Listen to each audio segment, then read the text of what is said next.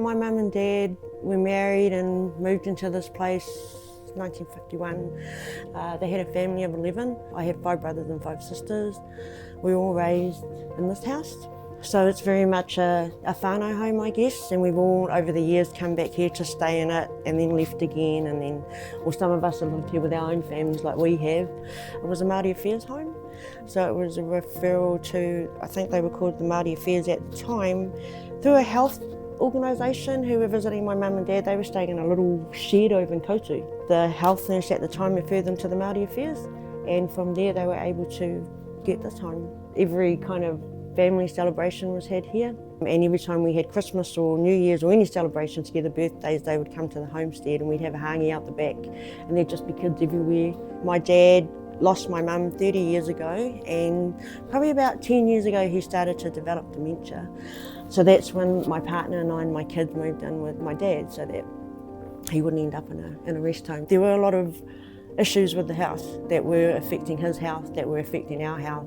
There was drafts in the house, and there had been no maintenance to this home ever since they had it, ever since they bought it. The roof was in a sorry state probably 3 years ago, and to the point where, so you see up there, that was sagging quite badly before we had the roof replaced. There was a hole here. Every time it rained, the rain would fall through the ceiling and it would be in front of my dad, and there was nothing that we could do about it. So the roof needed replacing, they did that. The guttering needed replacing, they did that. They rewired the home. Sinks were leaking. We, in the wash house, you know how I said that there had been no maintenance to the house, so we still had the old concrete tubs in there. We still had the original toilet in there, the original floor. So they changed all that around. They gave us the new hot water cylinder, because we had the same hot water cylinder in there since the house was built, and it was rusting and leaking. And when they pulled the hot water cylinder out, they realised all of the cupboard itself behind it was rotten. So they replaced the cupboard in there too. My dad couldn't step over the side and get into the bathtub anymore. So they put a shower in there for him and replaced the floor, because the floor was falling through the ground. You could see under the house. In the bathroom, yeah, you'd open up the vanity and you could see through the hole in the floor, and it was cold, it was freezing. They were here for probably a couple of months, but there was a huge crew of them. One part, I think we had around 15 workmen here. Every day we had about 10 roofers. Ours was just top priority, considering how Dad was and how sick he was. Yeah. There was also a lot of draft through the house, some black mould in the house that was making my kids sick too.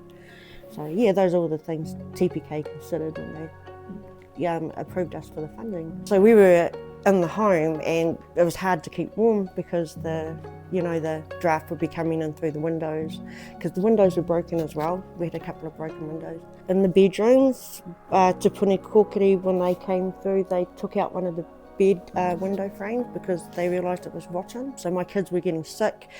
My son, he has asthma, so he was always getting colds and coughs during winter more often than not. And it was just hard to keep warm, hard to keep my dad warm in his room because that was drafty too. Yeah, when the house finally did get done up and all those drafting issues were addressed, I noticed that he wasn't getting sick so often. My dad wasn't getting as sick. My son doesn't get sick as often anymore either. Yeah, so that was really good. Less trips to the doctor, less money to spend, less time in the hospital.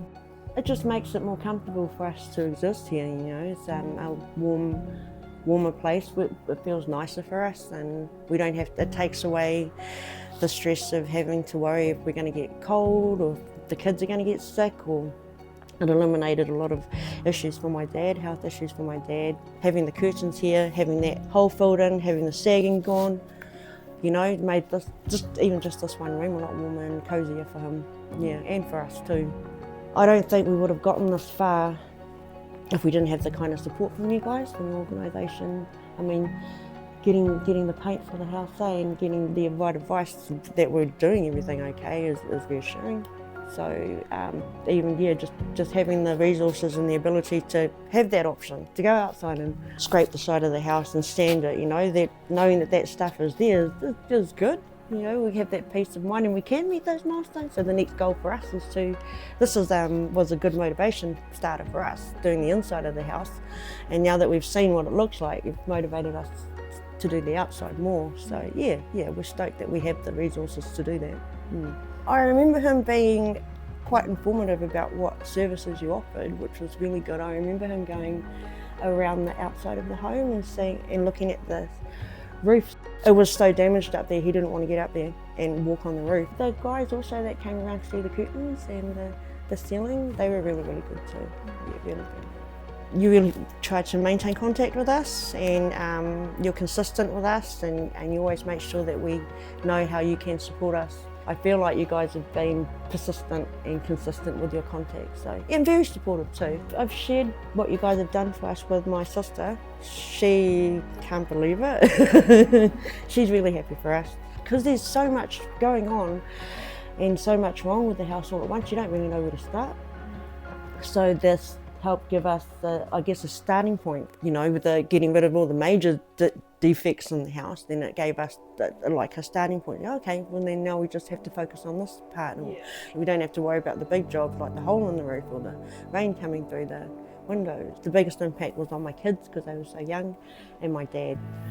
Yeah, their health really improved after all of those things were addressed. With all the improvements that have happened so far, it makes it easier for us to keep this home viable and somewhere nice for us to live, at least for the next 10 years. I think if I go back to 2 years ago, I don't think this house would pass you know, as being a safe home for us to live in. To be honest, I think it was probably on the verge of being condemned.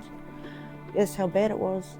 Because of all the maintenance that's happened to the home over the past 3 years ago, it allows us to, you know, like I said before, have a platform to keep this home in the family for another 10, 20 years at least.